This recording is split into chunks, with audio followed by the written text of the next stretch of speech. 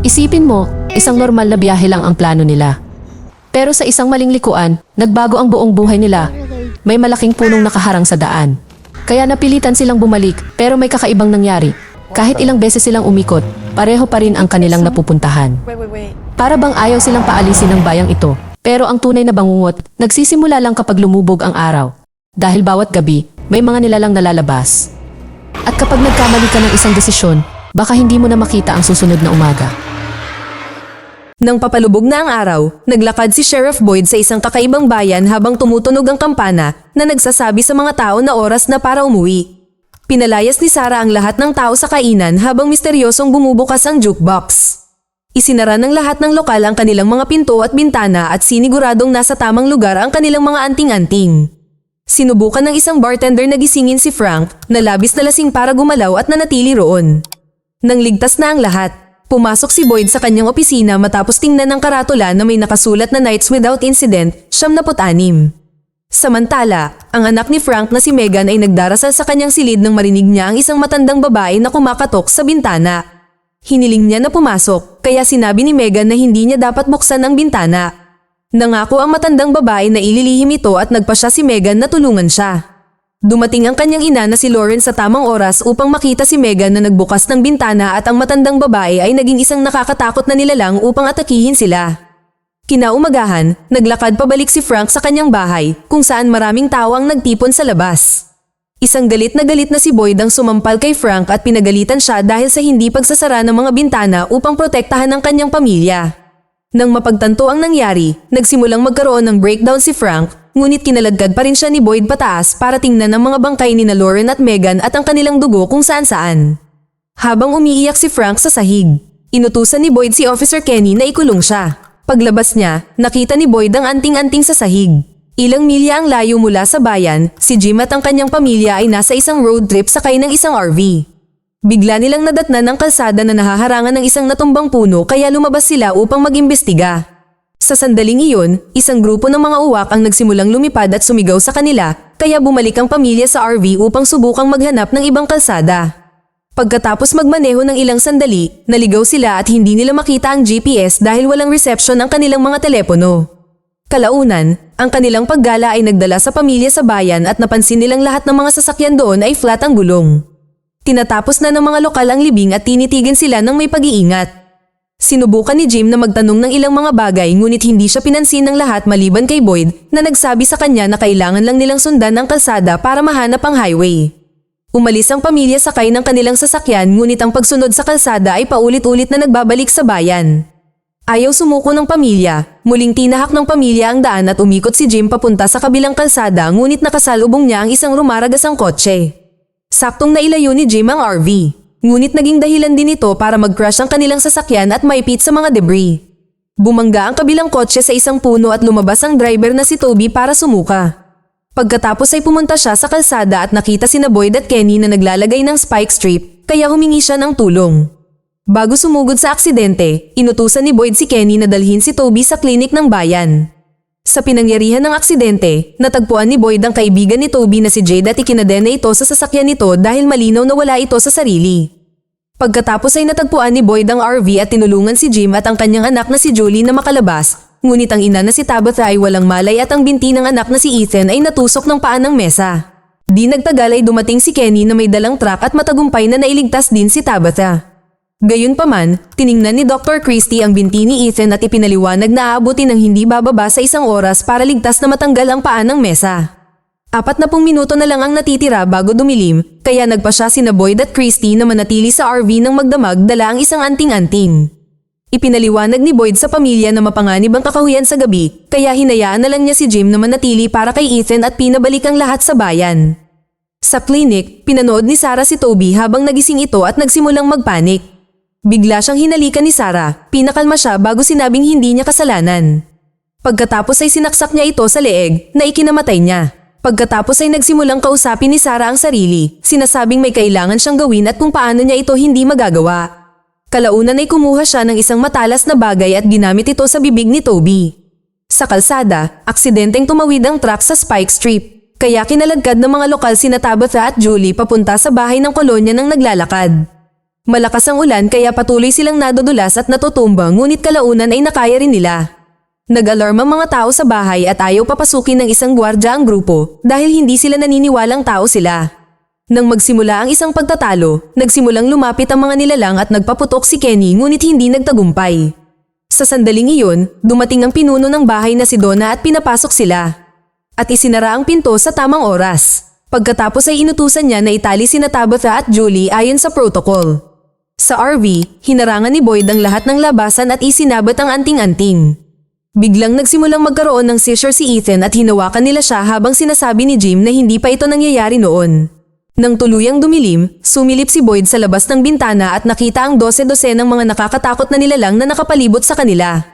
Tumigil si Ethan sa panginginig nang makarinig sila ng paggalaw sa labas at isang misteryosong boses ang nagtanong kung ayos lang sila. Akala ni Jim ay bumalik na ang mga taga-bayan at gusto silang papasukin, ngunit agad siyang pinigilan ni Boyd at ipinaliwanag na hindi tao ang nagsasalita. Nang kumalma na si Jim, ipinaliwanag ni Boyd na may mga nakakatakot na halimaw na mukhang tao na lumilitaw gabi-gabi. Hindi nila alam kung ano sila, ngunit alam nila na pinipigilan sila ng mga anting-anting na pumasok sa mga nakasaradong lugar. Ilang sandali pa ay lumapit si Donna kay Tabitha at humingi ng tawad habang pinuputol ang mga lubid. Agad na sinubukan ni Tabitha na tumakas ngunit pinigilan siya ng isang armadong gwardya. Pinaupo siya ni Donna at ipinaliwanag ang sitwasyon sa mga nilalang, ipinaliwanag na ang kanilang mga pamamaraan ay para sa kaligtasan. Tinawag siyang baliw ni Tabitha at tumawa si Donna. Tinanong si Tabitha kung ilang beses siyang nagmaneho sa paligid. Pagkatapos ay ipinaliwanag ni Donna na lahat ng tao rito ay galing sa ibang lugar at na-stock dito. Sa katunayan, 3.5 taon na siya sa bayang ito at naaalala pa rin niya ang pagsigaw ng kanyang kapatid nang patayin siya ng isang halimaw. Sa ibaba, kumuha si Victor ng merienda at sinabi sa isang nakatali na si Judy na 2 kotse ang matagal nang hindi nakikitang magkasamang sabay na pumasok dito, kaya sa tingin niya ay espesyal ito. Habang nagsisimulang umiyak si Julie, dumating si Fatima at pinaalis si Victor palayo bago kinalagan si Julie. Pagbalik sa RV, ang mga boses sa labas ay patuloy na nag-uusap at gumagawa ng kakaibang mga ingay. Hiningi ni Jim kay Boyd ang kanyang baril, ngunit ipinaliwanag ni Boyd na hindi gumagana ang mga bala sa mga nilalang. Nang makarinig sila ng mga yabag sa bubong, nagsimulang kabahan at manginig sina Christy at Jim, kaya kinailangan ipaalala sa kanila ni Boyd na ang mga nilalang ay mahusay na pinaglalaroan sila sa kanilang mga isip. Nang si Ethan ay nasa ilalim ng epekto ng pampakalma, nagtulungan ng grupo at matagumpay na nahila ang paa ng mesa mula sa kanyang binti. Pagkatapos ay mabilis na tinapalan siya ni Christy. Napansin ni Jim na ang saline ay nakatago sa isang mason jar at ipinaliwanag ni Christy na wala silang gaanong supply, tanging ang mga kinuha nila mula sa isang ambulansya ilang taon na ang nakalilipas. Nang magising si Ethan, sinabi niyang nakakita siya ng isang pader na natatakpan ng 12 ng mga drawing. Sa Colony House, ang silid ni Victor ay pinalamutian ng eksaktong iyon habang iginuguhit niya ang pinangyarihan ng banggaan ng sasakyan. Samantala, pinaliguan ni Sarah ng dugo ang kanyang bahay. Nang hanapin siya ng kanyang kapatid na si Nathan at makita ang kanyang mga damit na may mantsa ng dugo, sinabi ni Sarah na wala siyang pagpipilian at humingi ng tulong sa kanya. Sa clinic, tiningnan ng nurse si Toby at nagulat nang matagpuan ang bangkay nito. Sa sandaling iyon, napansin niya na may nag-iwan ng pinto na bukas at ang mga nilalang ay nasa loob, kaya tumakbo siya upang magtago sa basement habang sumusugod ang mga halimaw upang sumalakay. Sa RV, kinuha ni Jim ang anting-anting para masusing tingnan at biglang pumasok ang mga nilalang, ngunit lumalabas na si Christy ay binabangungot. Umaga na ngayon at bumalik na ang mga taong bayan para sa kanila.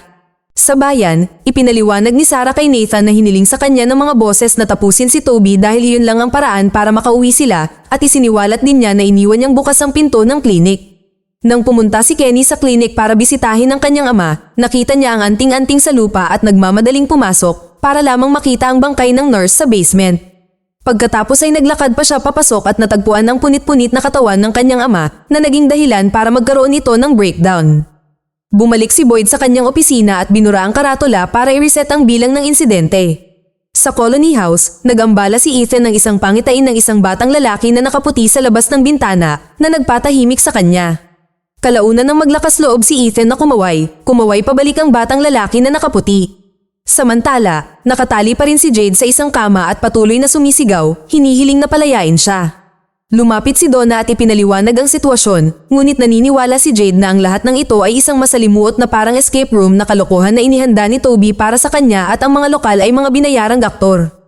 Pagkatapos ay tumakbo palabas si Jade at sumakay sa bisikleta ng isang random na babae para magbisikleta palayo. Nakarating siya sa kainan at malakas na nagtanong kung nasaan ang mga clue bago pumila para kumuha ng pagkain. Hinampas siya ng ina ni Kenny na si Tian Chen at sinigawan dahil sa kanyang pag-uugali. Sa Colony House, ipinaliwanag ni Father Catry sa pamilya ni Jim na lahat ng bagong dating ay kailangang magdesisyon kung gusto nilang tumira sa Colony House o sa bayan at inalok na itor sila sa pareho. Kasama na ang bahay na kukunin nila. Habang naglalakad sila, tinanong siya ni Tabitha kung ano ang malakahong istruktura malapit sa opisina ng sheriff. Kaya ipinaliwanag ni Father Catry na ang mga lumalabag sa mga patakaran ay hinahatulan ng isang gabi sa kahon ng walang anting-anting at ngayong gabi ang unang pagkakataon na gagamitin nila ito. Nagpatuloy ang paglilibot sa bahay na pag-aari ni na Lauren at Megan kasama na ang pagtingin sa madugong silid. Nataranta si Tabitha at tumakbo palabas, tinanong si Jim kung paano niya nagagawang maging kalmado. Kaya inamin ni Jim na naririnig pa rin niya ang mga bulungan sa labas ng RV at ayaw niyang mauwi sa katulad ni Lauren kaya kailangan nilang sulitin ito. Samantala, ang anak ni Boyd na si Ellis ay gumawa ng saklay para kay Ethan upang tulungan siyang makalakad habang siya ay nagpapagaling.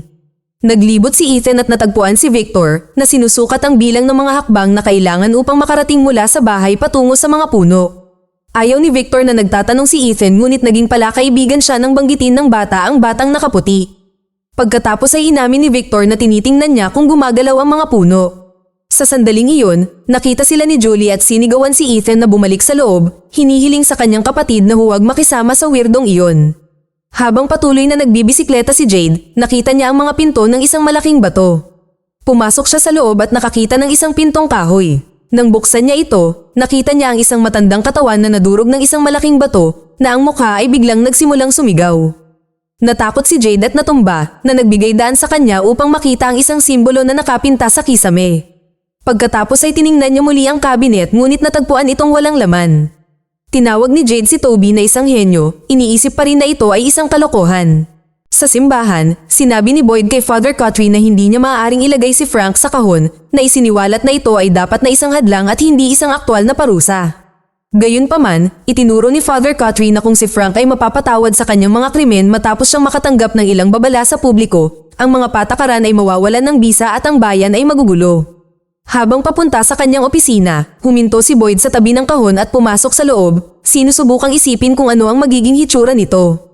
Pagkatapos ay pumasok si Boyd sa selda ni Frank at inihagis ang isang anting-anting sa kama, sinabi sa kanya na mayroong isang maliit na barong 100 yarda ang layo mula sa linya ng mga puno.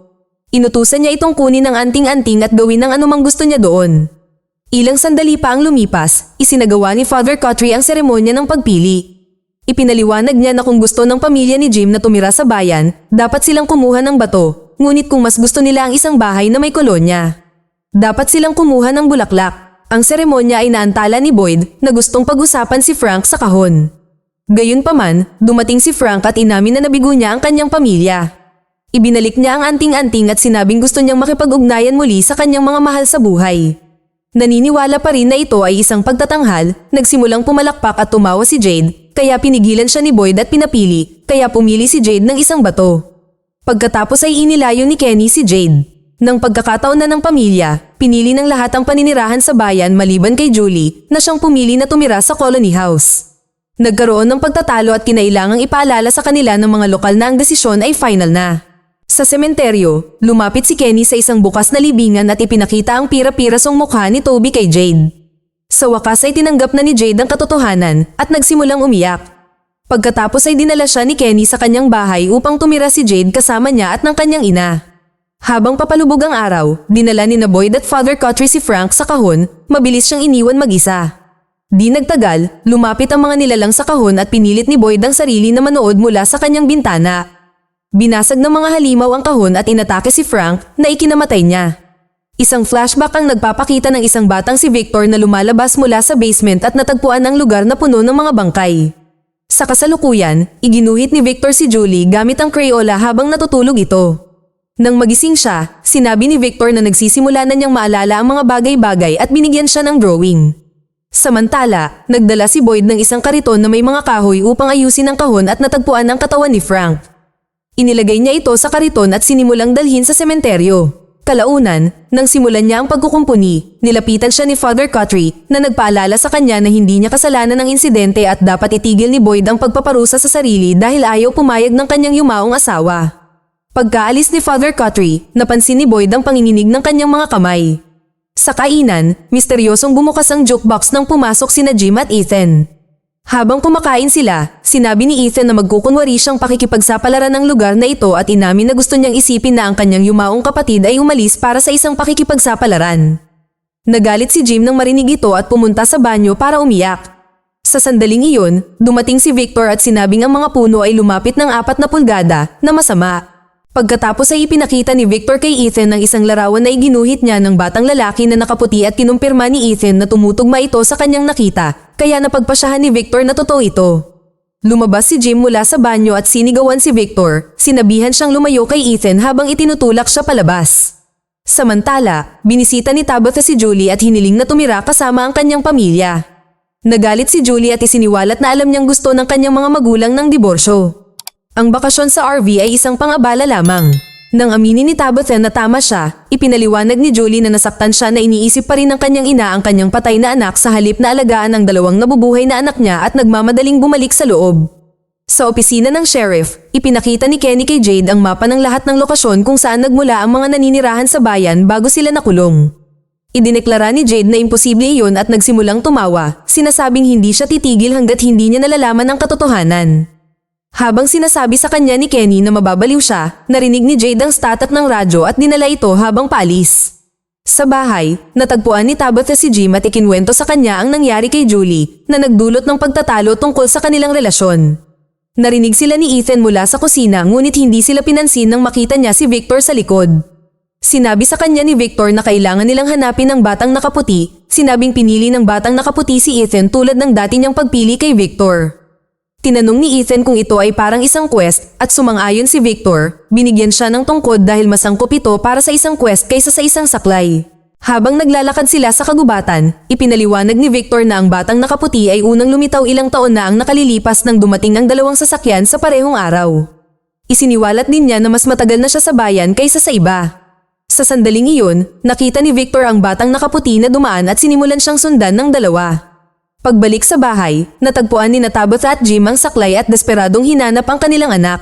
Sa kagubatan, nakita ni Victor at Ethan ang isang malaking puno na may butas sa puno nito, na tinatawag ni Victor na isang malayong puno. Kumuha siya ng bato at gumuhit ng mukha dito bago ito ihagis sa butas, pagkatapos ay nahulog ang bato malapit sa kanila. Ipinaliwanag ni Victor na gumagana rin ito sa mga tao, ngunit hindi mo alam kung saan ka mapupunta. Marami pang mahiwagang butas, ngunit bago ito. Pagkatapos ay nakarinig si Victor ng tahol ng aso at natigilan siya nang maalala niya ang isang aso malapit sa lahat ng mga bangkay noong bata pa siya. Nagkaroon siya ng breakdown ngunit walang naririnig si Ethan. Kasabay nito, pumasok sina Jim at Tabitha sa kagubatan at nakakita ng isang aso na kamukha ng nasa alaala ni Victor. Di nagtagal, mas maraming aso ang nakapalibot sa kanila, ngunit biglang tumakbo palayo nang magpaputok si Victor gamit ang revolver na itinatago niya sa kanyang lunchbox. Muling nakipagkita si Ethan sa kanyang mga magulang na sumigaw kay Victor. Gayunpaman, itinutok ni Victor ang baril kay Jim at nangakong hindi niya sasaktan si Ethan bago umalis. Kalaunan sa kanyang silid, tiningnan ni Victor ang kanyang mga drawing at nakita ang isa sa mga aso. Naalala na nakita niya ang batang nakaputi noong araw ding iyon nang makita ang hayop na nasa mga bangkay. Bilang pag-alala sa kanya, sinundan ng batang si Victor ang batang nakaputi na nagsimulang maglaro sa merry-go-round sa labas ng bahay ni Lauren. Kumaway ang batang nakaputi sa batang si Victor na kumaway din pabalik. Sa kasalukuyan, inilagay ni Victor ang mga drawing sa dingding bago lumabas upang simulan ng paghuhukay ng mga libingan, sinasabing sinusubukan lang niyang magsimula sa pagkakataong ito. Kalaunan sa kainan, pinapanood ni Sarah ang pamilya ni Jim nang bigla siyang nabalisa at nakita ang mga salitang patayin ang bata sa kanyang braso. Sa isang iglap, nawala ito at bumagsak si Sarah nang siya ay magkaroon ng seizure.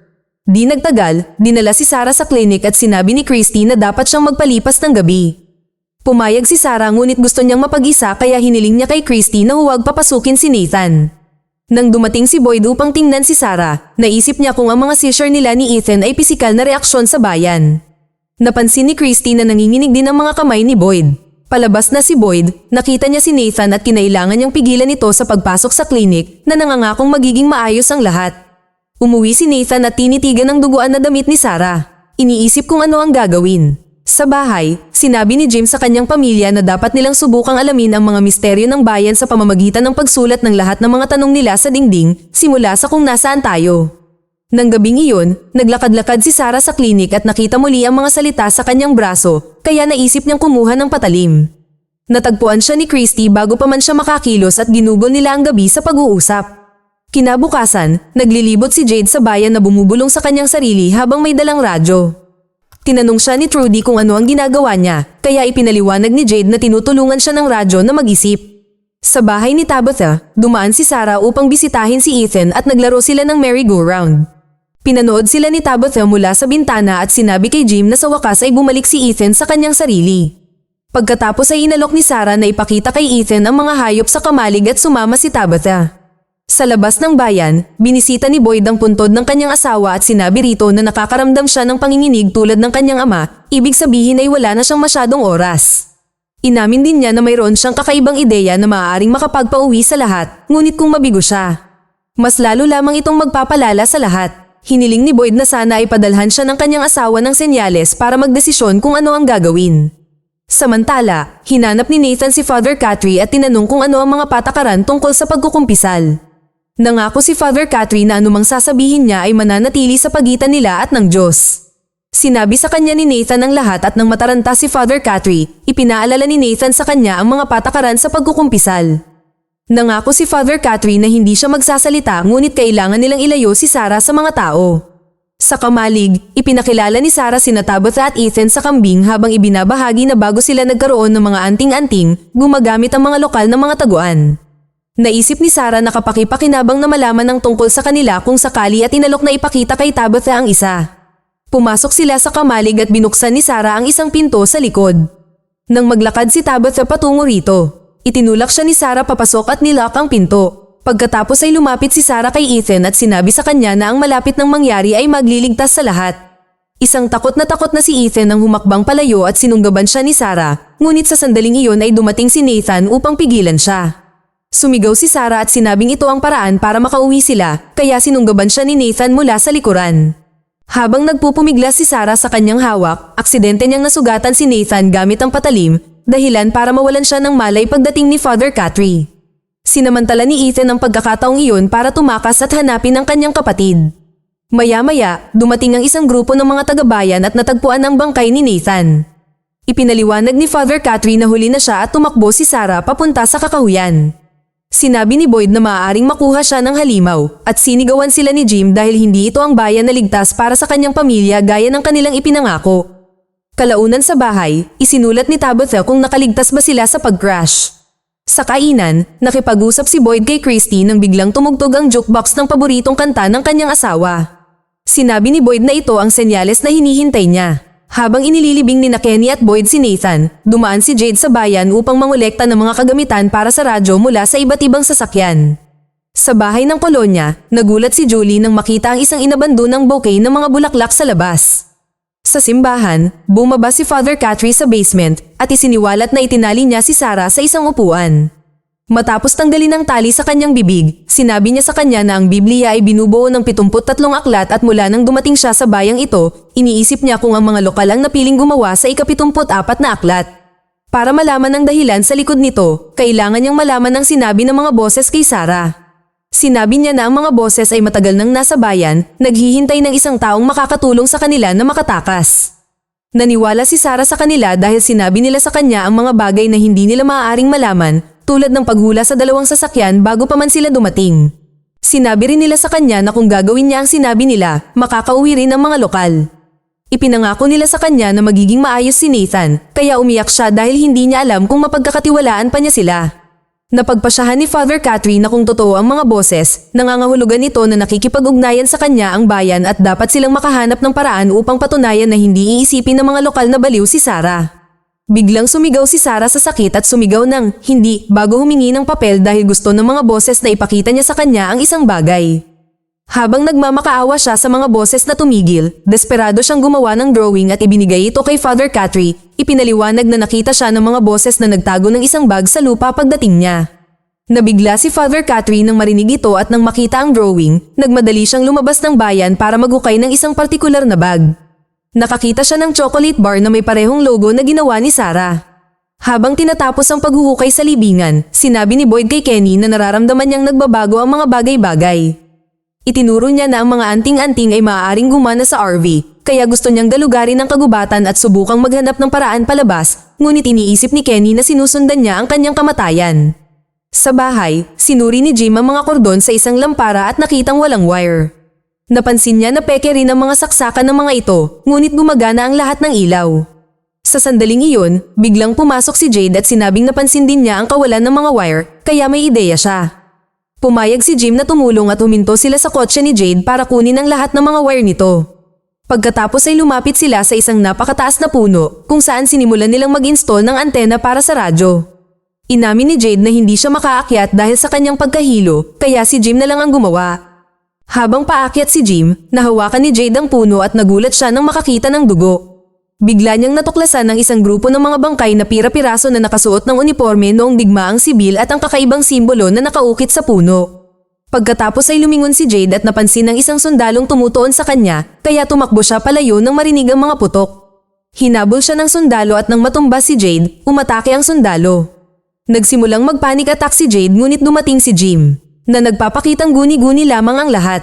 Galit na itinulak siya ni Jade palayo at umalis. Bumalik si Jim sa puno at sinubukan ang radyo, nakakuha ng ilang uri ng signal ngunit static lamang ito. Sa kainan, dinala ni Tabitha at Ethan ang mga bagay na dating pag-aari ng pamilya ni Frank at dinala ito ni Tian Chen sa storage area. Doon ay napansin ni Tabitha ang isang partikular na bracelet at ninakaw ito. Kalaunan sa bahay, napansin nilang kumikislap ang isang lampara at nagtaka sila kung bakit. Kaya inanunsyo ni Tabitha na makikipagsapalaran sila upang tuklasin kung saan nanggagaling ang liwanag.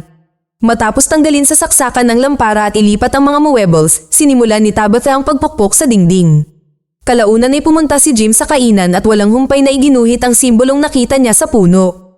Nang makita ito ni Tian Chen, pumunta siya sa bodega at kumuha ng isang journal na ang mga pahina ay natatakpan ng parehong simbolo.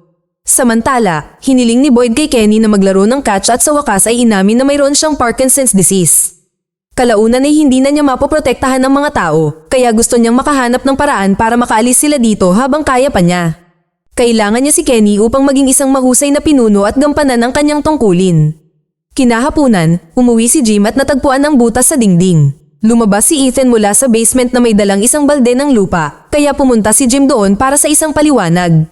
Naguhukay si Tabitha ng butas sa sahig ng basement upang hanapin ang pinagmumulan ng kuryente. Itinuro na ang mga kordon ay diretso pababa. Ipinakita rin niya sa kanya ang bracelet at sinabing ito ang ginawa niya para sa kanya mula sa mga sintas mula sa bota ng kanyang ama ilang taon na ang nakalilipas. Inisip ni Jim na kamukha lang ito, ngunit itinuro ni Tabitha ang parehong pagkakamali na nagawa niya rito. Napansin din ito ni Jim, kaya humingi siya ng pala. Sa kalagitnaan ng gabi, naglakad si Kevin sa colony house habang natutulog ang lahat.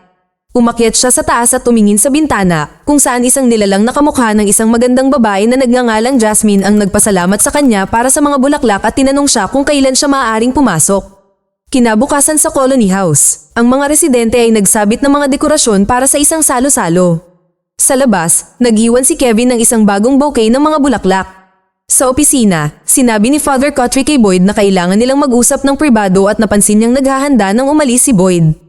Ipinakita sa kanya ni Father Cotry ang kanyang bag at sinabi sa kanya ang nangyari sa kanya bago siya pumunta rito. Pagbalik sa kanyang bayan, isang batang lalaki ang nagtanong kay Father Cotry kung maaari siyang magpalipas ng gabi sa simbahan. Ngunit binigyan siya ni Father Cotry ng isang candy bar at pinabalik siya sa kanyang mga magulang. Kalaunan, pinuntahan siya ni Father Cotry upang tingnan at natagpuan ang lasing na ama na pinapatay ang bata. Dahil sa pagkakasala, binugbog ni Father Cotry ang lalaki hanggang sa mamatay pagkatapos ay tumakas dala ang candy bar ng bata. Nagsimula siyang maglasing at naisipan na tapusin ang kanyang paghihirap, ngunit narinig niya ang tinig ng Diyos at sumakay sa kotse, para lamang mapunta rito. Pagkatapos ay sa wakas ay inamin ni Father Cotry na itinatago niya si Sarah at ibinahagi ang lahat ng sinabi nito. Galit na galit, itinutok ni Boyd ang baril sa kanya kaya desperadong sinabi ni Father Cotry na maaaring si Sarah ang sagot para makauwi. Ginamit ni Father Cotry ang drawing at ang chocolate bar bilang patunay na maaaring kapaki-pakinabang siya. Kaya dapat silang sumama ni Sarah kay Boyd sa kanyang paglalakbay. Sa bahay nila Kenny, patuloy na nakatitig si Jade sa journal na may mga simbolo at napansin na 2 pahina ang magkadikit. Pinunit niya ang mga ito at nahulog ang isang larawan ng Polaroid. Ang larawan ay isang random na lalaki na may hawak na journal at itinuro ni Tian Chen na ang isang batang si Victor ay nasa sulok dala ang kanyang lunchbox. Sa Colony House, puspusan ng party at naglalasing si Ellis. Napansin ni Julie ang isang taong lumapit kay Fatima at pagkatapos ay humingi siya ng paliwanag. Dahil si Fatima ay nakikipag-date kay Ellis. Ipinaliwanag ni Fatima na si Ellis ang kanyang kasintahan ngunit nakikipaglaro siya sa ibang tao. Isang kinakabahang Julie ang nagtanong kung maaari rin niyang gawin ito kay Fatima ngunit tumakbo siya palayo sa takot. Nagtago siya sa kwarto ni Victor at napansin na nag-iimpake na ito. Habang abala ang lahat, umakyat si Kevin para tingnan si Jasmine na nagsabing dapat siyang iwan ito kung hindi niya ito papayagang pumasok. Sinubukan ni Kevin na ipaliwanag ang mga patakaran. Ngunit minanipula siya ni Jasmine gamit ang matatamis na salita at nangakong walang ibang nilalang ang susunod sa kanya.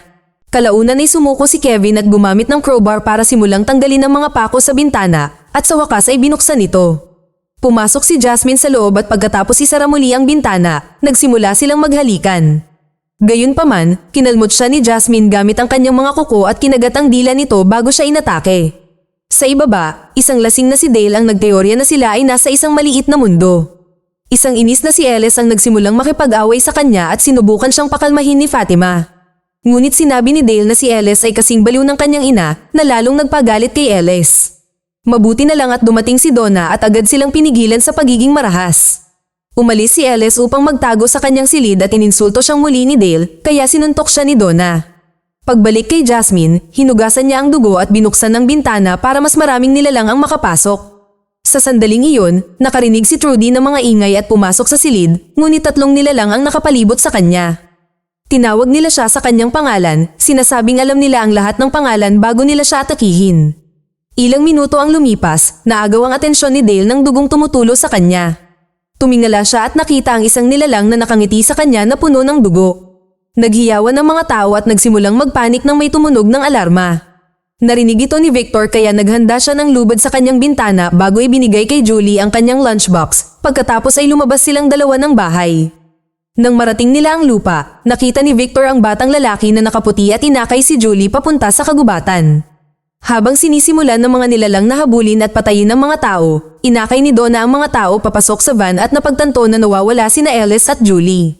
Sinabihan siya ni Fatima na isama ang iba habang siya ang naghahanap, kaya umalis si Donna kasama ang mga nakaligtas. Sa loob ng bahay, palihim na sumusulpot si Ellis sa mga pasilyo, iniiwasan ng mga gumagala na nilalang. May nakita siyang tao sa lupa at pumasok sa silid upang hanapin ang bangkay ni Trudy. Isang nilalang ang nakahanap sa kanya kaya binasag ni Ellis ang bintana, umakyat sa bintana at tumalon na nabali ang kanyang braso. Natagpuan siya ni Fatima at tinulungan siyang bumalik sa loob, isinara ang mga pinto ng foyer dahil may anting-anting doon. Kinalampag ng mga nilalang ang pinto at kinutsa siya. Ngunit hindi sila makapasok. Sa kagubatan, inakay ni Victor si Julie sa isang malayong puno at sinabihan siyang pumasok sa loob, hiniling na balaan si Ethan na nagsimula na ito. Umakyat si Julie sa loob ng puno at nagulat nang lumitaw sa basement. Di nagtagal, nakarating ang van sa opisina ng sheriff. Tumakbo sina Boyd at Father Catry upang tulungan ang mga lokal na makapasok, ngunit naipit si Father Catry sa likuran at naabutan siya ng isang nilalang na malubhang nasugatan siya. Binaril ni Boyd ang nilalang upang magambala ito at kinaladkad si Father Catry papasok. Kung saan sila magkasamang nagdasal habang namatay si Father Catry. Kinabukasan, pumunta si Boyd sa basement ng simbahan upang makita si Sarah at dinala niya ito sa kagubatan. Nakakita sila ng isang kubo na gawa sa kahoy at sinabihan ni Boyd si Sarah na manatili doon habang tinatapos niya ang mga bagay-bagay sa bayan bago sila umalis upang maghanap ng daan pauwi. Isang flashback ang nagpakita sa pagdating ni Boyd. Sina Ellis, Boyd, at ang kanyang asawang si Abby ay nasa isang paglalakbay nang matagpuan nila ang kalsada na naharangan ng puno at ng mga uwak. Kalaunan ay narating nila ang bayan at nakita ang mga salitang, "Tulungan niyo kami," na nakapinta sa isang pinto. Wala silang nakitang tao hanggang sa tumakbo si Father Catry sa harap ng kotse, sinabing nasa panganib sila. Sa sandaling iyon, nakarinig sila ng kakaibang ingay kaya sinundan ng pamilya si Father Catry upang magtago sa isang lugar sa ilalim ng lupa. Nakarinig sila ng mga yabag at sigaw sa itaas habang pinapatay ng mga nilalang ang mga tao. Kinabukasan, lumabas sila at nakakita ng mga bangkay sa lahat ng dako. Sa hapunan, ipinaliwanag ni Father Catry ang lahat at bilang isang dating sundalo. Nagulat si Boyd na ang kanilang solusyon ay ang magtago gabi-gabi. Ipinaliwanag niya na kailangan nilang magsimulang magtulungan at alagaan ang isa't isa. Agad na inayos ni Boyd ang kanilang mga supply upang may rasyon at gumawa si Abby ng isang sistema ng pagtatago na patuloy na umiikot. Kalaunan ay nagpasya rin si Boyd na maghanap ng mga mapagkukunan sa kagubatan. Habang abala siya, napansin ni Ellis na si Abby ay naging napakalamig at malayo, palaging nagkukwento tungkol sa mga pangarap niya mula sa kanyang pagkabata. Kalaunan ay bumalik si Boyd sa bayan dala ang isang kambing na nagpapakita na may mga kakaibang hayop sa kagubatan. Tinawag ni Ellis ang kanyang ama na sinasabing hindi niya inaalagaan ang kanyang asawa, ngunit naisip ni Boyd na ang isang dating marine na tulad ni Abby ay kayang alagaan ang kanyang sarili. Pagkatapos ay bumalik si Boyd sa kagubatan, minamarkahan ng mga puno upang matandaan niya ang kanyang dinaanan. Bigla siyang nakakita ng aso at sinubukang sundan ito, ngunit naligaw lamang. Nang sumapit ang gabi, nagsimulang tumakbo si Boyd upang iwasan ang mga nilalang. Nakakita siya ng isang kuweba at nagtago sa loob, napansin niyang hindi siya sinusundan ng mga halimaw doon. Nang tumingin siya sa paligid, nakita niya ang mga anting-anting sa mga pader. Dinampot niya ang lahat ng mga ito at kinaumagahan ay tumakbo siya pabalik sa bayan, ngunit nakarinig lamang ng mga putok ng baril. Laking gulat niya nang matagpuan niya si Abby na walang habas na nagpapaputok sa karamihan. Sinabi ng babae na sila ay nasa isang bangungot at ang tanging paraan upang makatakas ay ang magising. Sa sandaling iyon ay dumating si Ellis at itinutok ni Abby ang kanyang baril sa kanya. Kaya binaril muna siya ni Boyd upang iligtas ang kanyang anak. Sa kasalukuyan, muling nakasama ni Julie ang kanyang pamilya ngunit nagambala siya ni Jade, kaya itinulak siya ni Jim palabas at ikinwento sa kanya ang tungkol sa statek na kanyang narinig. Naisip niya na kung mailalagay nila ang radyo sa itaas ng linya ng puno, maaaring makakuha ito ng signal. Pumunta sila kay Donna at humingi ng pahintulot na magtayo ng tore sa ibabaw ng colony house. Bumalik si Boyd sa bayan at nakita ang isang karamihan na nakikipagtalo kay Tian Chen na humahad lang sa kanila na pumasok sa kainan. Tila nauubos na ang mga supply ng mga nakatira sa colony house. Sinigawan ni Boyd ang lahat dahil sa pag-uugali nilang parang mga hayop at pinauwi sila, ipinapaalala sa kanilang makipagtulungan. Pagkatapos, pumunta si Boyd sa klinik upang magpaalam kay Ellis na may mga salitang puno ng pagmamahal at pagmamalaki, ngunit sumagot lamang si Ellis ng okay. Pagkaalis ni Boyd, ipinaalala ni Fatima kay Ellis na ang nangyari ay hindi kasalanan ni Boyd at hindi patas si Ellis. Ilang sandali pa sa kagubatan, naabutan ni Ellis si Boyd. Humingi ng tawad ang mga lalaki sa isa't isa at nagkasundo. Pagkaalis ni Ellis, pinususan ni Boyd si Sarah bago nila simulan ang kanilang paglalakbay. Sa bayan, nagbigay ng talumpati si Kenny sa mga tao na nagpapatunay na isa siyang mabuting pinuno. Inanunsyo niya na wala ng pagkakahati sa pagitan ng bayan at ng colony house, tanging kooperasyon lamang ang mangyayari. Ipinakita ni Donna ang kanyang suporta bago sinabi ni Jim sa lahat ang tungkol sa ideya ng tore ng radyo. Kakailanganin nila ng mga baterya at mga tao upang itayo ang tore ng radyo at sabik na tumulong ang mga tao. Nang gabing iyon, maraming tao ang nanatili sa opisina ng sheriff at gumuhit si Donna ng isa sa karatula ng insidente. Sa kasamaang palad, kinabukasan, natuklasan niya na isa sa mga lokal ang tinapos ang kanyang paghihirap dahil sa depresyon. Sa bahay, tapos na si Tabitha sa paghuhukay para sa araw at umakyat sa hagdan. Ngunit nagkaroon ng pagbabago sa pagitan ng paglalakad sa pangunahing kalye at pag-akyat sa isang tore. Nakarinig siya ng busina ng sasakyan at nakakita ng ilang bagay sa lupa tulad ng mga laruan ni Ethan. Pagkatapos ay narinig ni Tabitha ang tunog ng telepono na tumutunog at umiiyak na sanggol, kaya sinabihan niya si Jim na kunin ang mga bata dahil may mali. Habang lalong kinakabahan siya, napansin niya na ang dingding sa itaas niya ay may nakasulat na iba't ibang taon. Tumingala siya at nakita si Jim na nakalawit sa kisame. Biglang bumukas ang bibig nito ngunit tunog ng busina ng sasakyan ang lumabas na nagpapakita ng pagbagsak ng RV bago nagising si Tabitha sa kanyang kama.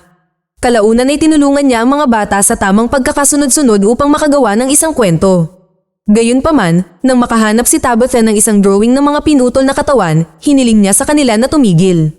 Samantala, ipinagpatuloy ni Boyd at Sarah ang kanilang paglalakbay sa kakahuyan sa pamamagitan ng pagsunod sa mga markang iniwan ni Boyd noong bata pa ito. Nang matagpuan nila ang kuweba ng anting-anting, doon sila nagpalipas ng gabi. Kinabukasan, nagtanong si Boyd tungkol sa mga boses, kaya ipinaliwanag ni Sarah na sinabi nila sa kanya na may paparating na 2 sasakyan at kung hindi niya susundin ang kanilang mga utos, mamamatay ang lahat. Habang nagsisimulang magkaroon ng breakdown si Sarah, pinakawalan siya ni Boyd mula sa posas. Ilang sandali pa ay nakarinig sila ng kalansing at sinundan ng puno na may maraming bote na nakasabit sa mga sanga nito.